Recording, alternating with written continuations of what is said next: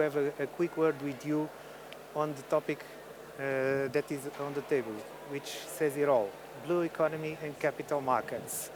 And to give you a bit of additional food for thought, we are here to show you how capital markets can improve, enhance the growth of companies within the blue economy world. And this is going to be a very short presentation to what we like to do, but nevertheless, we are happy to have you, with you three persons for doing a panel with me, and also a couple of videos. So I would like, first and foremost, for our panelists to come on stage. First and foremost, Isabel Lucia, the CEO of Euronext Lisbon.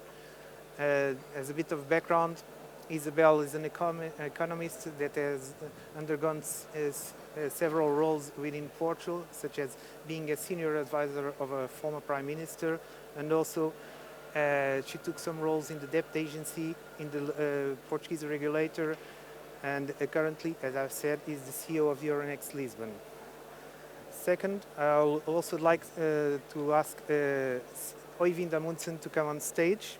Øyvind is the CEO of Euronext Oslo, another part of the Euronext franchise.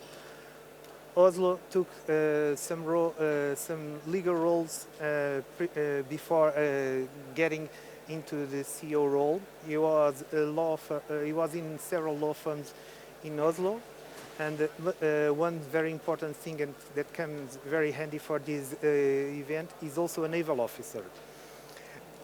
Third and foremost, I'll ask João Pedro Sumaviel, Executive Finance Director of EDP Renewables, a world-class player on renewables and the fourth largest player in the world on wind, which probably will get a bit of insight with us on his testimonial as a listed company. We would also love to have on board Martin Rasmussen from Andfjord Salmon, but regretfully he cannot attend, but nevertheless we'll have the chance of him showing us a short video and a presentation and an interview later on.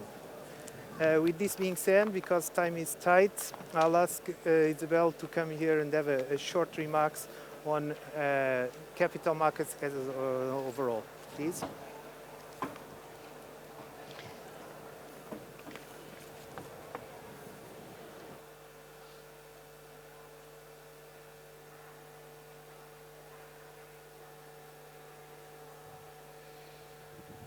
Okay, hello everyone. It's a real pleasure to be here with you today and to share some thoughts about how capital markets can help the blue economy to develop and to thrive. And first of all, I would like to deeply thank Fórum Oceano for giving us the opportunity to be here today and to share some ideas. In this session, I would like you to go out with three learning things. So first is what is Euronext? Euronext as the leading market infrastructure in Europe with a global outreach of investors and companies. And so why Euronext would be the home sweet home of your company, of your startup, of your SME, or of your tech company in Europe.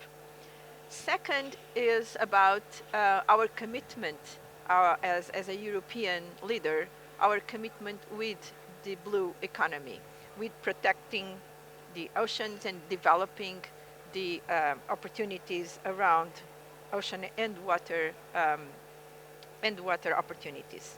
And with us today, we will have very concrete examples of this that Øyvind, the CEO of the Oslo Stock Exchange, will share with you, João Pedro, and a few other testimonials. And third idea is if you have strong ambitions to grow, and if you want to keep the will of your company, at some point, opening your capital in the capital markets will be probably one of the best financing alternatives that you may have. So now just a few words on these three basic messages that I want to convey to you today. So as you can see, Euronext is today the leading market infrastructure in Europe, and what we are building is a single market to help companies to find investors basically everywhere from all over the world. So in Portugal, in France, in Belgium, in Holland, in Norway, in Ireland, in Italy, we are now putting together opportunities to finance growth of companies in all over Europe. And we have a single platform, a single liquidity pool, a single set of rules, a single college of regulators that make this a unique and really pan-European market, with more than 2,000 companies listed and more than 6,000 institutional investors connected and invested in our companies. And we are not just the leader for the big companies that you may very well know, but especially to the small and medium enterprises. About 2/3 of the 2,000 companies that are listed in Euronext are SMEs, are companies with less than 1 billion market cap. And so companies of all sizes, tech companies and blue economy companies as well. We are also the world leader of bond listings with more than 50,000 bond listings, which is another financing opportunity. And so in Euronext, you will find the peers, the companies that are similar to you, and the right ecosystem to help you finance your growth ambitions.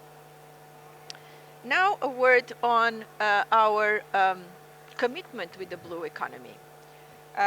We have a strong commitment with sustainability. It's part of our strategic plan. We have a clear roadmap around these topics, and we want to lead and to lead by example as well this area. But we have a particular attachment with the blue economy and the conservation of oceans and marine resources. It is in our DNA as a company in the countries we are present, like Portugal, France, or Belgium, Holland, Norway, Italy, as I said. We are all countries where the blue economy is very important, where we have a tradition of fishing, of shipping, of shipbuilding. We have leading ports with global positions. We have coastal and maritime tourism. We have offshore renewable energy developing and growing. So we are really committed to support the blue economy. So one of the SDGs that we adopted in our sustainability strategy is exactly the SDG 14, so conserve and preserve the oceans. And under this objective, we have already developed several initiatives, which I will very briefly share with you. But the first one was to, together with the United Nations, and that's why we are here also today, we have been an official supporter of the United Nations Sustainable Stock Exchange Initiative since the beginning. We are signatories of the UN Global Compact, and we are the only stock exchange which is a signatory of the ocean principles of the Global Compact. We have collaborated with the United Nations to set the blue bond principles, the blue bond framework, which we support in our markets. And also in our business initiatives, we have been launching a number of water-related and ocean-related indices. Indices are very important to help investors channel their investments, their portfolios to the blue economy. And also we have a good number and growing number of blue-related ETFs, exchange-traded funds, where again investors are able to channel their savings to the blue economy. We have recently launched an initiative called Tech Leaders, where we are highlighting and giving visibility and support to the largest tech companies in Europe. And several of them are also ocean-related and water-related companies like EDP Renováveis that you will hear from. We support an initiative for undergraduate students, for high school students, which is called the Blue Challenge all over Europe, to develop projects related to solving challenges related to sustainable oceans and to sustainable use of water, and it has been an incredible success. So,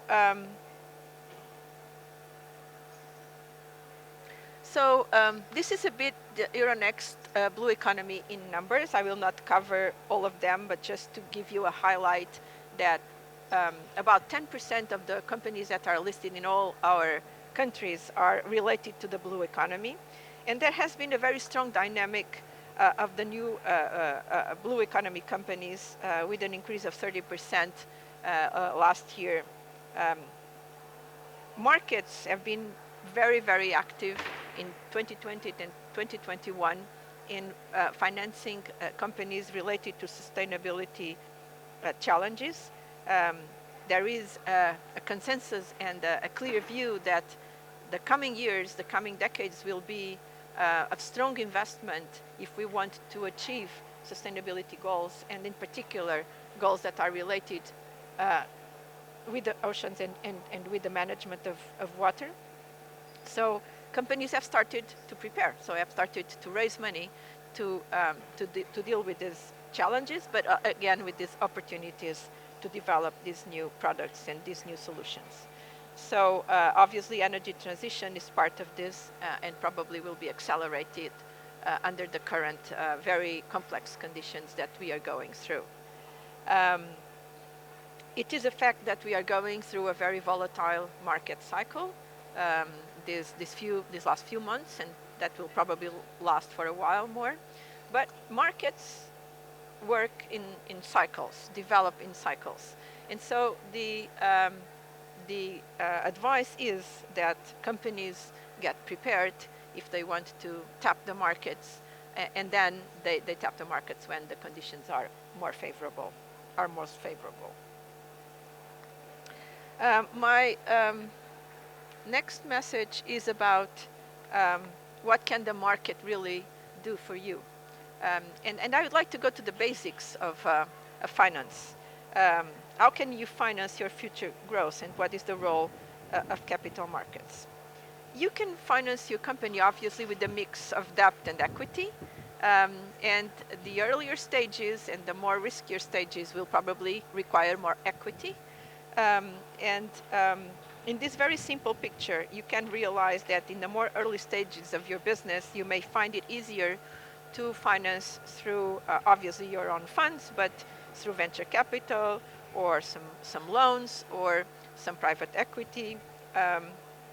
But at some point, this financing will be limited for several reasons, or you may want to tap into other investors when you get more mature, and eventually you need more financing and accelerate the financing to accelerate the growth. So that's where you may need, and at the same time, the venture capital or the private equities that you have onboarded may want to exit as well your capital, so they will look for an IPO, and you have to be prepared for that as well. So basically, you start on that lower end of this graphic, and then you raise to the upper part where you can find alternatives of financing. And basically, and very simply, we would compare venture capital and private capital with capital markets in this simplistic way, but I think that it shows the basic choice. So if you keep with private capital, that will bring you financing, but that will also bring you additional management capabilities eventually, but that will be limited at some point. It will not be very diversified in terms of financing options, and it will interfere with your management, eventually with your vision and with your strategy. On the other hand, once you open your capital in the markets, you will have a wider set of investors that you can tap, while your founders, while your current shareholders will be able to continue on the wheel of the company. So in a nutshell, what can the stock markets do for your company? And it's basically three words. It's about financing, it's about liquidity, and it's about visibility and credibility. And let me explain very briefly.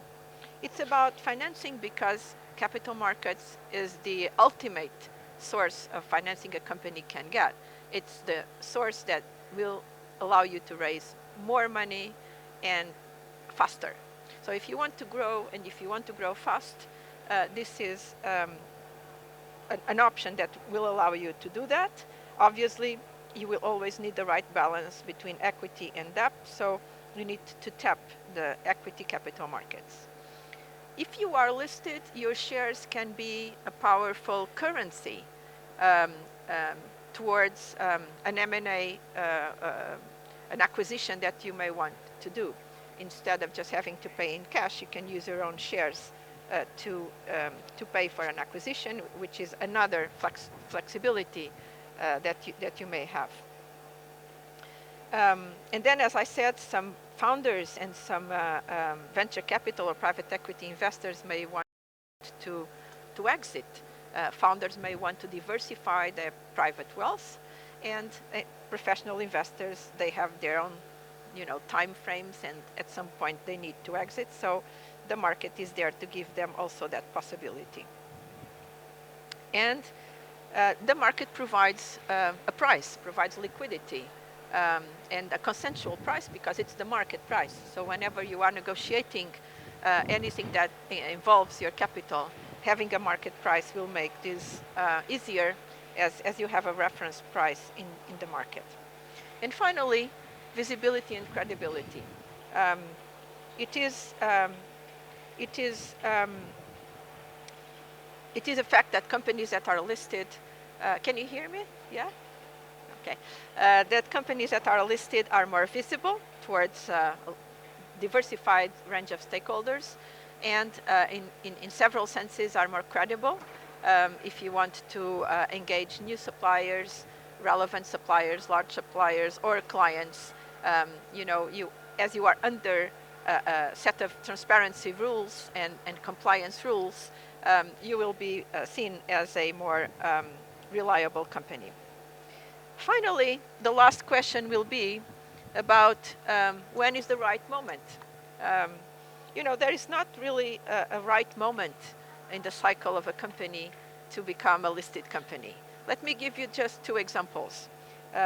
In 2018, in Portugal, we listed a company called Raise. It's crowd lending fintech, and it was the first crowd lending company that was listed in Europe. This company at the time had 10 million market cap and raised 1.5 million euros. So you can list companies as small as you are. Of course, this is not common. The most common transactions are with eventually larger companies. Just this week, we listed a media company called Fill Up Media, who raised 8 million euros with a market cap of 25 million. And in this range of size, we find a good number of listings. And Ivan will talk about this afterwards. And then, as I said, small and medium enterprises, SMEs, so companies with less than 1 billion euros, are 2/3 of the companies that are listed in all our markets. So it's not just a market for large caps. So deciding when to list is really more to you as entrepreneurs, to your strategy, and to the growth that you want to have and how much you want to accelerate your growth.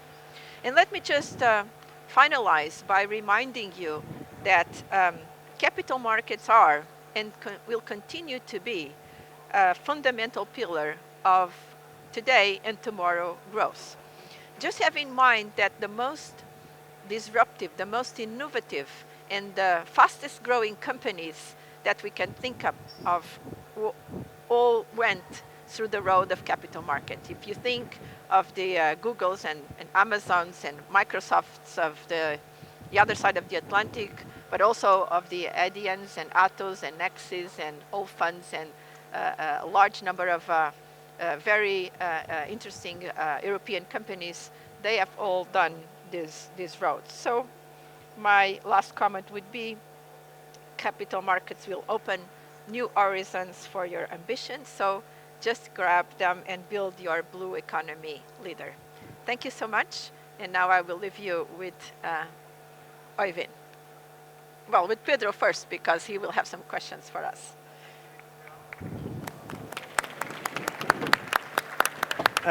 Actually, Oyvind has a follow-up question for you. And for the benefit of the audience, you may be aware that Oslo has quite a hub on blue economy companies listed, but I would ask for you to give us a bit of background on what sort of blue economy industries are currently listed and what's the typical investors reach to them.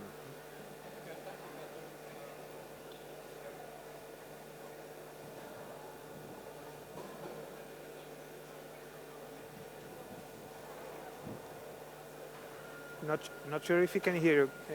Is it okay? Okay.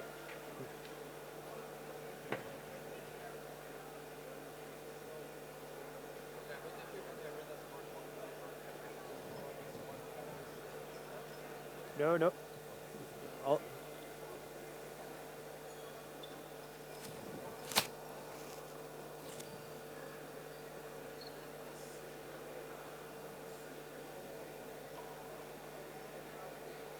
This is just to create a bit of suspense, of course. Okay, can you, yeah.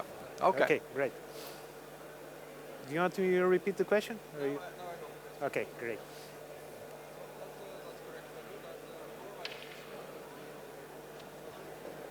No, sorry, again.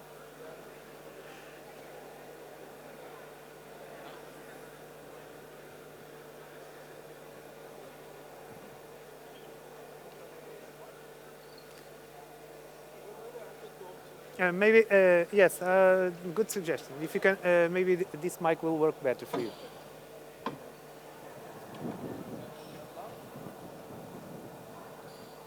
Okay, now I at least can hear myself, so you can hear me. Yes, that's right, as Pedro said, so thank you for that. That Norway has always been a very ocean-related country. And I think you can go back to before the Viking ages, 1,000 years ago, when the sea has always been very important for the industry and the business in Norway. And it still is. So today we actually are, when we look at Oslo as a part of the Euronext community, we have a very strong sector focus within three actually sea-related industries, ocean-related industry. And that is what we call our strong sectors, and actually where we are top 3 in the world in those sectors when it comes to the listing of companies and raising funds. And the largest and biggest one is the oil and gas industry. As no, okay, thank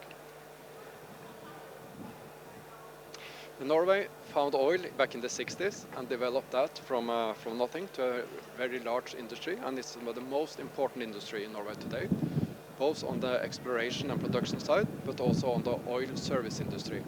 So we see we have a lot of interest and development in that area, and we also see the focus on that area from being quite brown and quite not so popular industry these days. We see the more and more focus on actually turning that into I call it green, but into the blue ocean industry to actually take care of the ocean, even though their purpose is still to actually to pump up oil and gas from the sea bottom. But we also see from these companies now that they have to diversify their portfolio because the investors that don't want to invest in companies that is only brown related with oil and gas. So we see more and more of the revenues that actually used to reinvest in green sectors and very often exposed to the ocean, like you see they have sea windmills on the sea and also solar systems and also other kind of production in the ocean that is more renewable and sustainable than the production of oil and gas. Secondly, Norway has always been very strong in shipping, so that is one of the major sectors at also stock exchange, and we are, as all in Oslo, the biggest stock exchange in the world when it comes to listing shipping companies. It used to be in New York a few years ago, but now Oslo Børs have far more shipping companies listed than in New York. So that's also a very important sector for the Oslo Stock Exchange. And we also see in that sector that there's more and more requirement to actually do this sustainable. Because the big shipping ships that has actually traveled around the world for very many years have not been very sustainable. It has been a lot of pollution from both the fumes and gas, and also from the water that drop into the water. So we see that more and more requirement actually for that industry now these days to actually keep that in the blue ocean industry. And the last one, the newest sector in Oslo Stock Exchange that has been more and more important, is actually the production of seafood. And Norway is the largest salmon producer in the world, and that has actually become a very important industry for Norway. And you can see actually Norwegian salmon in most countries around the world, and I guess also here in Portugal you can eat sushi with Norwegian salmon. So we hear from Isabel that in Euronext in total more than 10% of the market cap or of the listed companies are related to the blue ocean. In Norway it's much higher, so our contribution into Euronext in that regard is more than 50% from our side. So more than 50% of the companies listed in Norway when we come to market cap has in some kind of relation to actually to the ocean and the blue industry. And that also means that it's possible to attract investors. And there are Norwegian investors, the local investors in Norway are very active in these sectors. They want to go into these kind of companies, they know the industry, they know they can deliver, and they know this is our industry with good possibility to growth. For example, the salmon farming has actually had in total, we look at our salmon index, it has had an increase for more than 200% in a few years. So it's been a good travel for the investors to go into the salmon industry.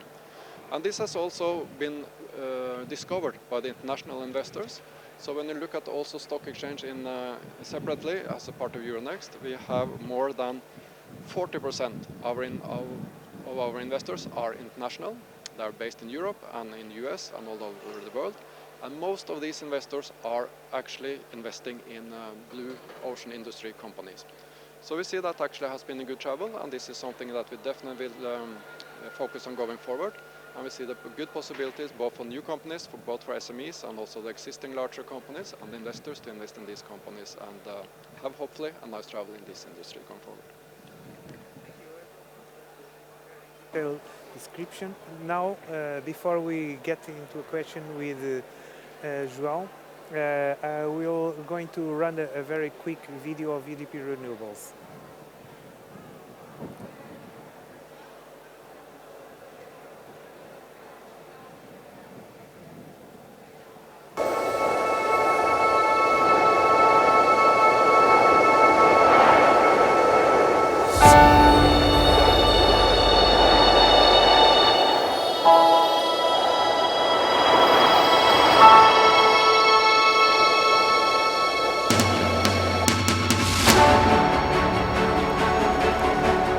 This is a new way of generating energy and an important step to fight against climate change. Portugal enters in a new era with an international acclaimed solution in the production of offshore renewable energy.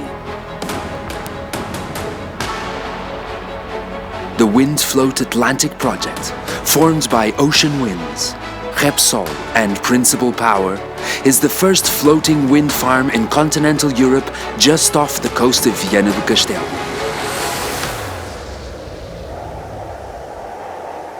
This floating wind farm will allow the optimization of natural resources and will speed up the commercial deployment of this innovative technology. Wind Float Atlantic is an example of a more sustainable future for mankind, with the largest turbines ever installed on floating platforms. The total installed capacity of 25 megawatts will provide sufficient energy to 60,000 people throughout the year. This energy promises an endless source. The potential of wind is immense, And this renewable energy is an essential part of the worldwide decarbonization strategy, free of CO2 emissions. The Wind Float Atlantic project is the future we envision.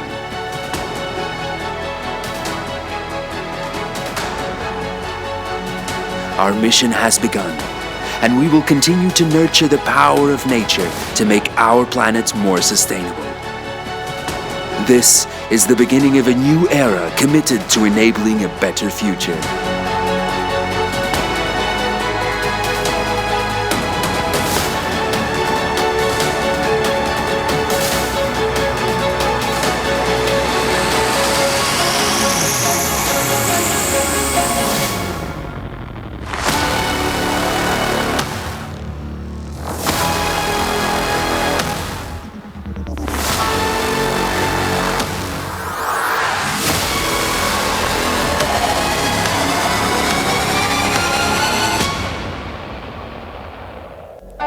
Wind Float Atlantic. Energy beyond the horizon.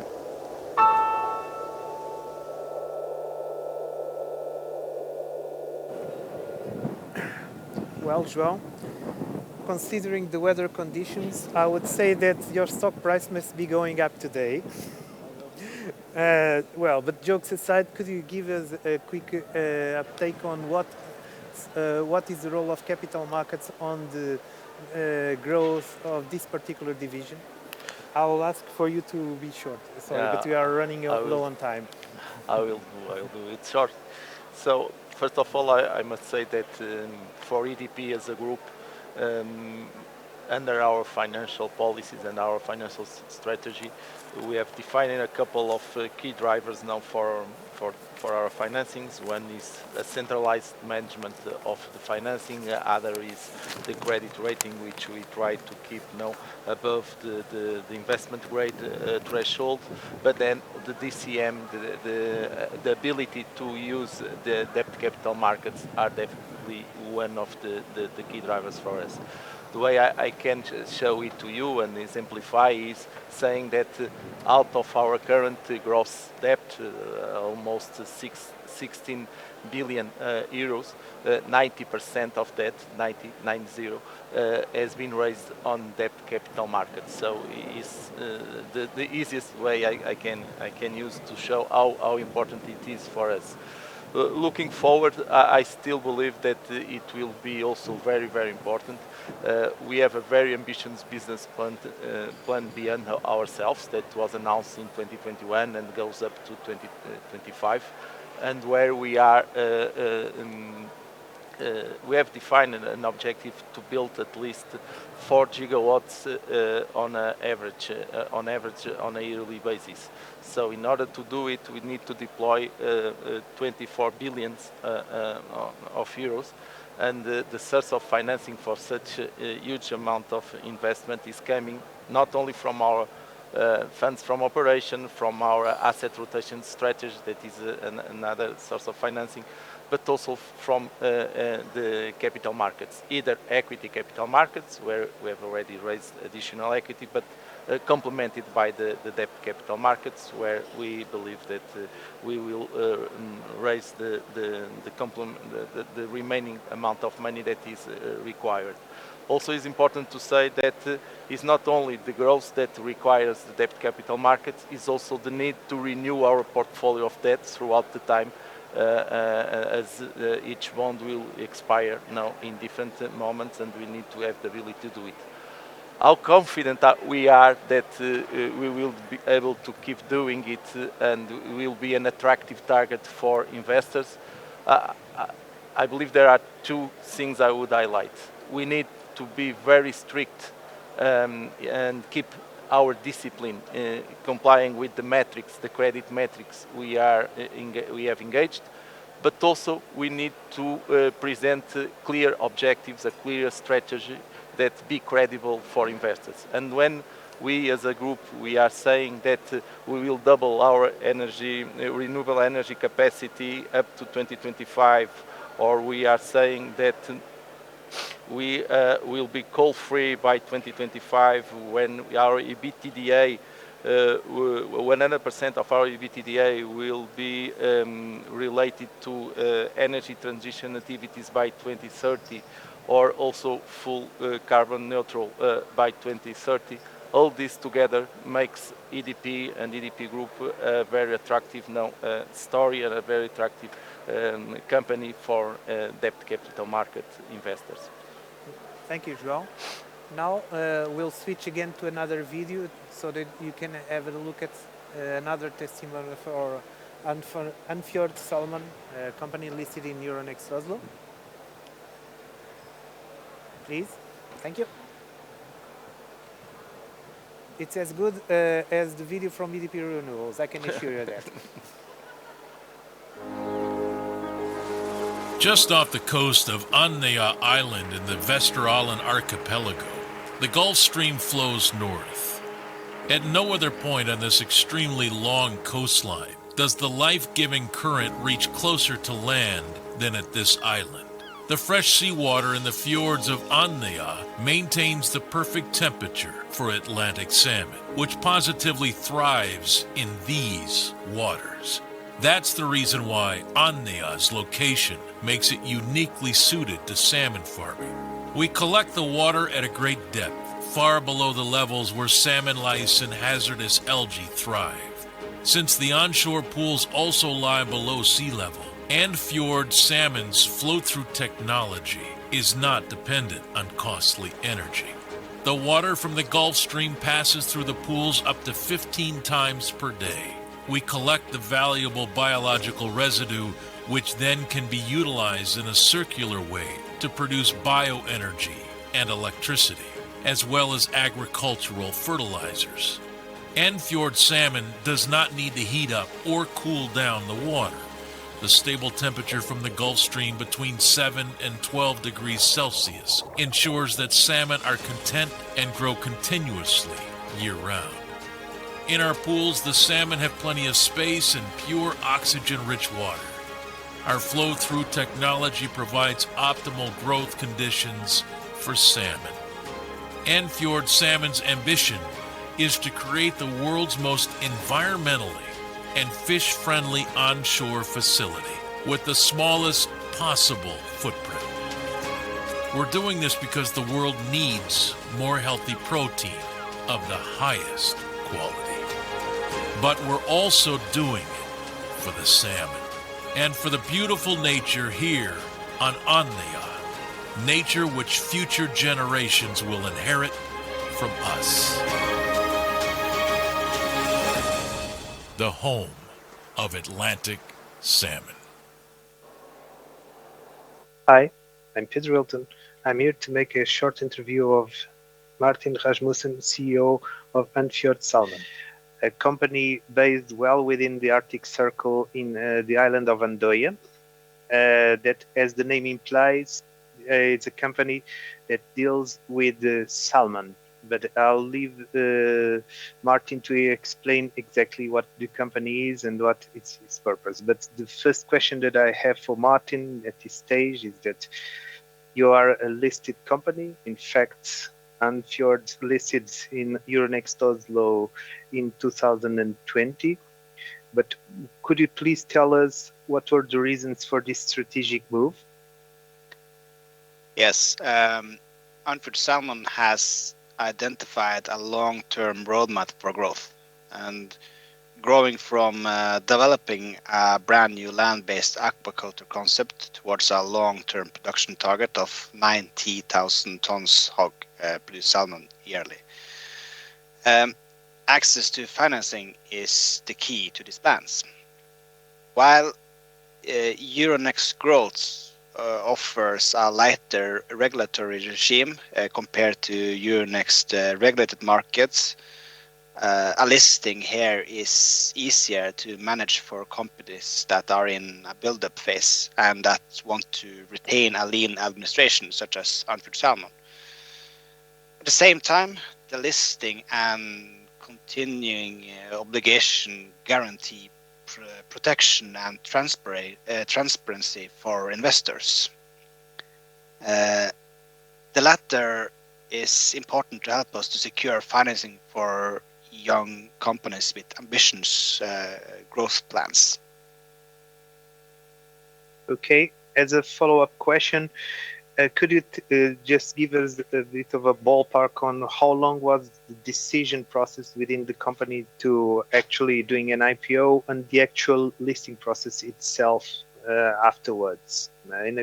How many months it took you from decision to actually ringing the bell?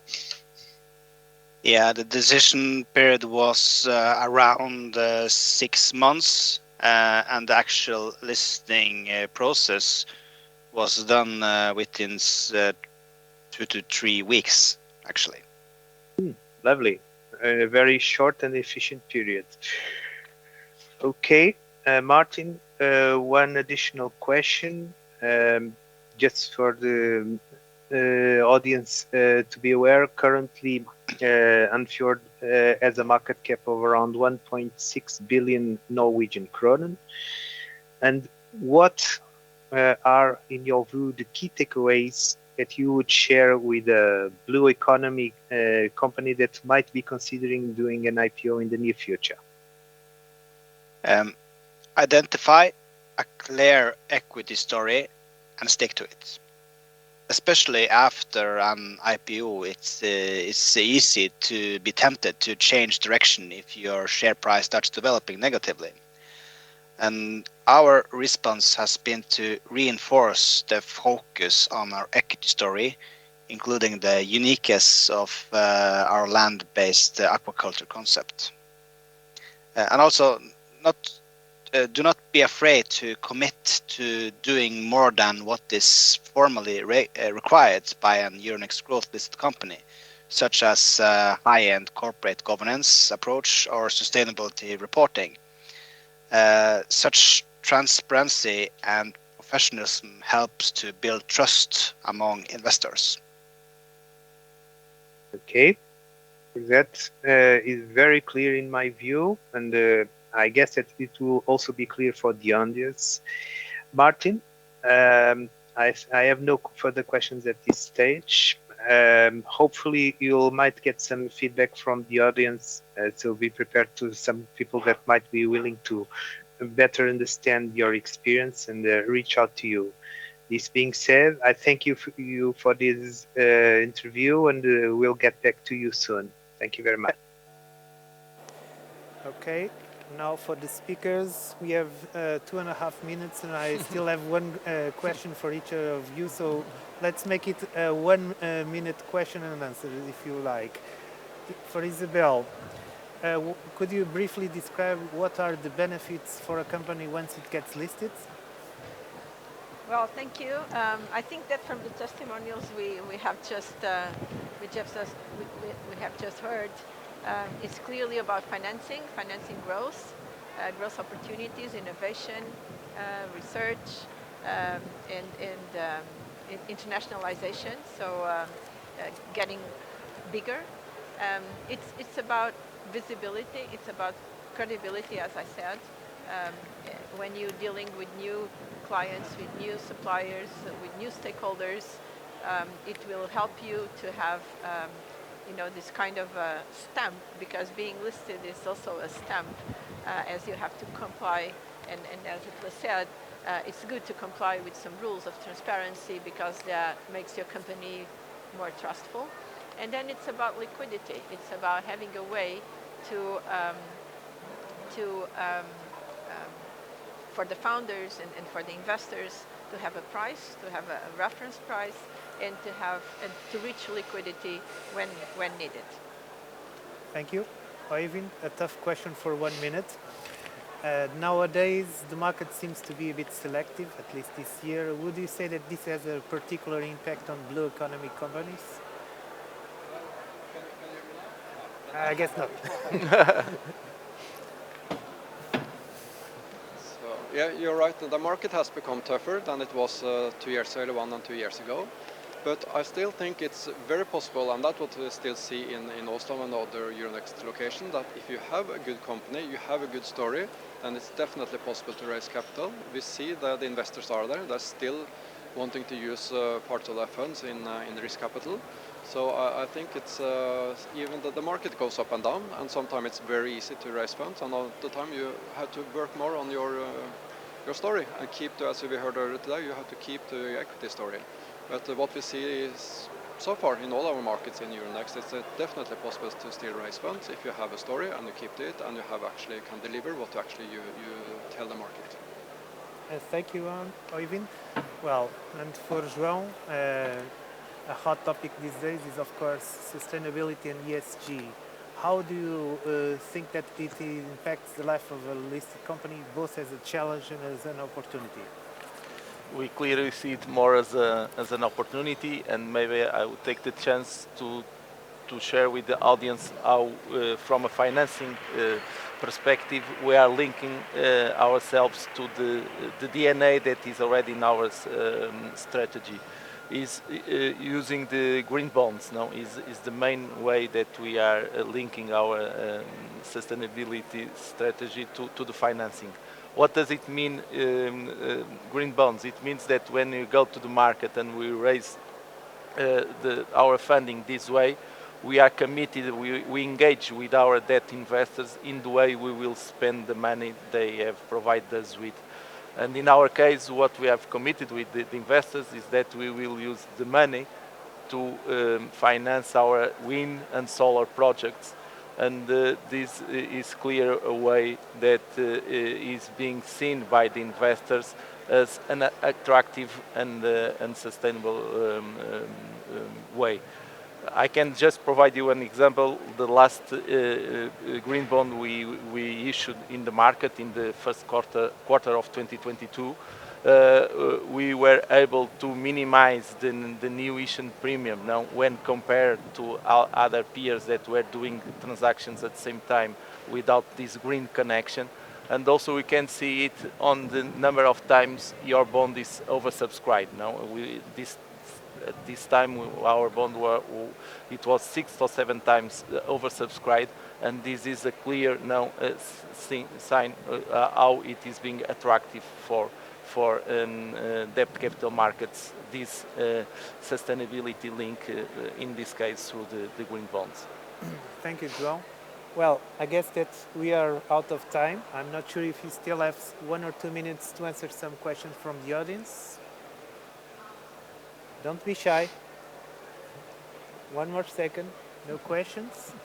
Well, if that is the case, then I hope that this was entertaining and illustrative to you to show how capital markets can definitely help companies within the blue economy area to grow, to become more visible, more credible, more liquid, as would be the case on the blue economy, of course. And I take the opportunity to once again thank the hosts for having us here, and especially to our panelists, Isabel, Oyvind and João, for sharing their experience. Thank you very much once again.